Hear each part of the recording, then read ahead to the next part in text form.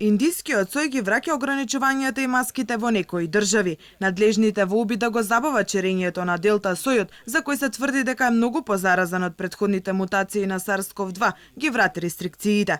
И покрај тоа што 30% португалци се веќе вакцинирани, половина од новозаразените го имале индискиот сој. Поред надлежните, новата варијанта на вирусот во Португалија стигнал преку британските туристи, каде претходно рапидно се расшири делта сојот. Сега за влез во земјата британците ќе мора да покажат негативен PCR тест и за влез во главниот град на Португалија ќе мора да се покаже негативен тест или потврда за вакцинација, а угостителските објекти и продавниците ќе работат со скратено време.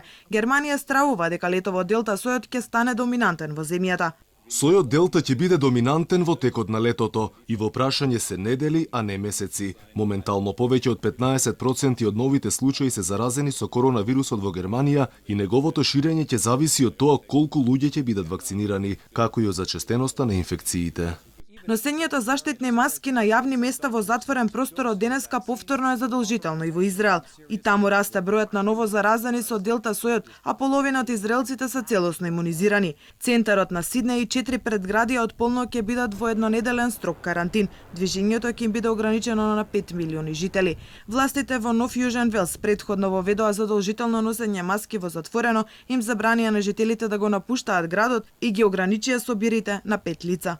На луѓето кои живеат или кои поради работа престојувале во 4 дела од Сиднеј во последните 2 недели, им е наложено да останат дома и да излегуваат само за неодложни потреби. Не сакаме оваа состојба да трае со недели, сакаме да заврши колку што е можно побрзо.